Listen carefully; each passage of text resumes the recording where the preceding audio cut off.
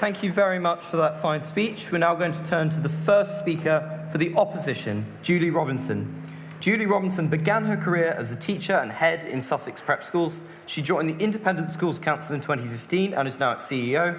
ISC is a coordinating body for independent schools associations representing heads, governors and bursars to promote independent education. Julie is a governor for a state and an independent school, and she is an enthusiastic advocate of partnerships for all kinds of schools. Julie, you have the ears of the House.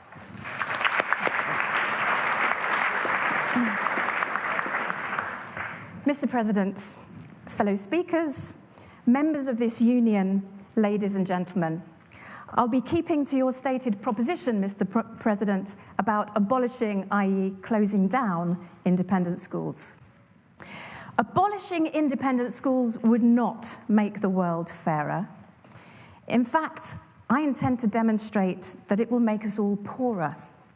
Poorer educationally, poorer financially, and poorer in terms of social mobility. In this evening's debate, we'll hear a lot about independent schools. And you might already have an idea of what they are, what they represent, and who they serve. Does your mental image include a bell tower? Perhaps acres of manicured playing fields? Maybe it looks something like Hogwarts. And if so, I'm sorry to say, you have been deceived. A very, very small number of schools do look like that. And the media, of course, ensures that such pictures adorn their news stories. But of the 1,400 schools we represent at the Independent Schools Council, that stereotype is far, far from the norm. We have specialist special needs and disabilities schools, Montessori schools, bilingual schools, faith schools where the fee can be as low as £75 per week, many, many other diverse schools. Over half our country's independent schools have fewer than 150 pupils. Typically, they're primary age. They might be based in a converted house in a big city. They might have no fields at all. They may well have temporary classrooms.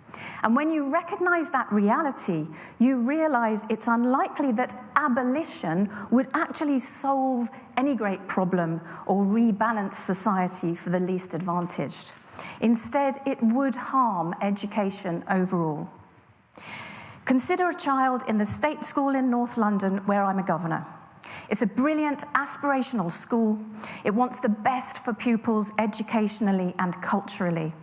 There's an overt focus on everyone being the best they can be. It has 60% pupil premium in an area of disadvantage, and it's a great place to work and to learn. Would abolition help the pupils there? Well, no. Would they lose something? Well, yes, because the pupils at this school benefit from independent schooling already. If they want extra qualifications which the state doesn't provide, the school uses free independent school online resources. If they need extra motivation, they get access to a summer camp at an independent school. If they're a gifted musician, they benefit from a partnership with 2 local independent schools that specialise in that subject.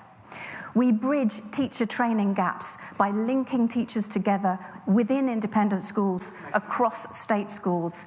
Please wait for later, I'm sure you'll have a chance, for shared staff training. And the principal of this academy is clear with his students that we'll raise the bar together. He would urge you not to abolish independent schools. And this situation is not unique. It's part of a network of 10,000 partnerships, big and small. Yes? There are schools who can't afford to have mental health services or indeed fixed roofs which are leaking. How does the state school system, the private school system, help those schools? The private school system helps in ways it can. I'm trying to demonstrate that most of the independent schools we're talking about don't have the means to create such a scale of change. This country has tens of thousands of state schools in it, Lewis, and only a very few independent schools. So we're looking at a question of scale there. Just let me finish this point if you don't mind. Thank you. A typical independent school who partners with a state school partners with, on average, 11 different state schools, supporting an average of 400 pupils at each one. And you don't spread educational benefit by abolishing this. You encourage more schools to get involved. So as I've said, abolition would not just make our schools poorer, but collectively, it would make all of us poorer financially. Because for all the recent talk of independent schools being made to pay tax, in fact, we already contribute. We support more than £5 billion worth in tax every year and the employment of more than 328,000 people. Some of this would remain after an abolition or a nationalisation, but the £4.4 billion we save the taxpayer in educating pupils in the independent sector would be lost. In fact, worse. That cost would now be borne by the taxpayers and the state school system trying to rebuild their roofs. That £4.4 billion could have paid for 135,500 new teachers' salaries in state schools. Yes, Liz? Do you think if you have parents who suddenly are now involved in the state school system, but who come from elite backgrounds, they will lobby government and use their political power to make sure there's greater investment net in the state school system? Well, I'm afraid I think you're caricaturing the parents of independent schools. So I'm going to come on to this stereotype issue a little bit later. So I'd much rather that we kept that £4.5 billion saving, kept our partnerships, and let the state spend on improving existing state schools. Yes? Sorry, I am jumping a little bit. I just want to go back to the point about private-state partnerships. I'm happy with that. Just because obviously you're from the IOC, and the IOC's own data kind of talked about, teachers sharing resources. But you actually reported that the most common form of private-state partnership is schools playing sport matches against each other. That's an actual thing from the thing. And actually, I'm sure you're familiar with Tom Breyer from Private Education Policy Forum. His recent report, Friday, Breyer. And that said 85% of private state school partnerships are actually quite superficial in terms of sport matches. Oh, you can come and watch our drama game.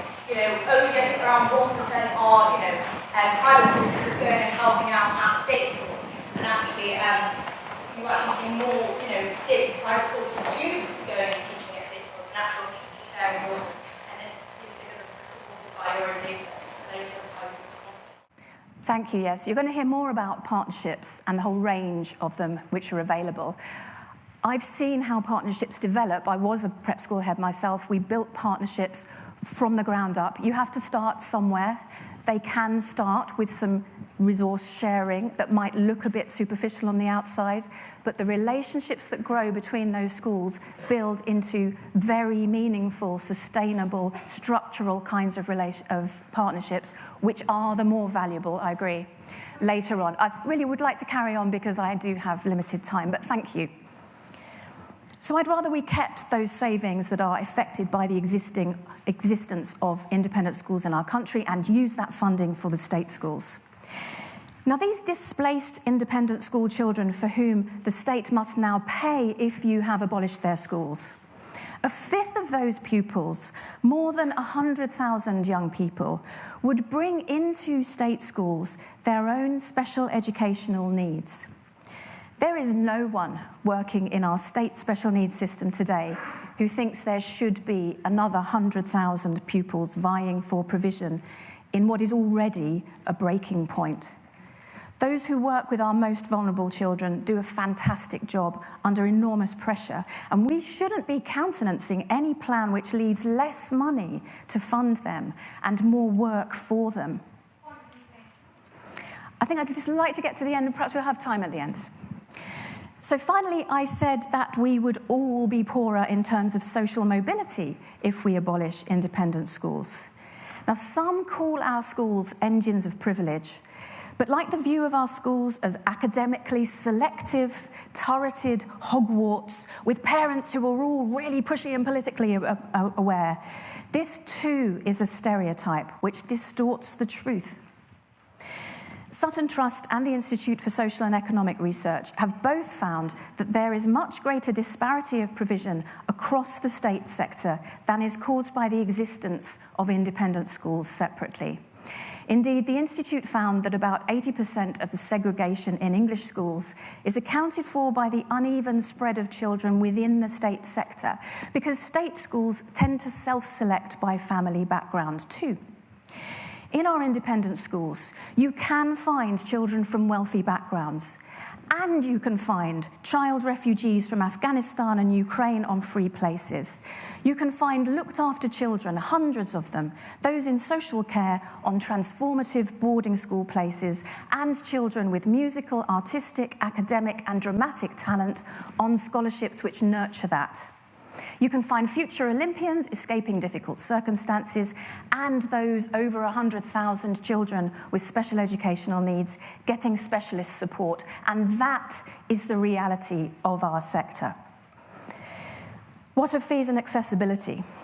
A third of independent school pupils have discounted fees. Thousands pay less per year than the annual cost the state pays to educate pupils. And the number of children who get free places grows year on year. Should more children have those life-enhancing opportunities? Absolutely. And partial remission of fees means that parents can pay what they can afford, and bursary pots can go further. So I've set out how abolition would reduce partnership and starve the state system of funding. Instead, we should be co-funding more places between school and state and parent, which is common in other countries. We'd love to consider it here, increasing access to independent schools, because at the moment, abolition means 2 steps back for social mobility. The school fees parents currently pay would not transfer into state school funding. That money would be spent on property, because that's what drives inequality in the state system, as the Sutton Trust found. House prices near good state schools shoot up, outpricing those who can't afford the catchment area. And if every parent is competing for the good state schools, then you are empowering the sharpest elbows and the weightiest wallets. I'm sorry, I do need to finish, so I will get to the end.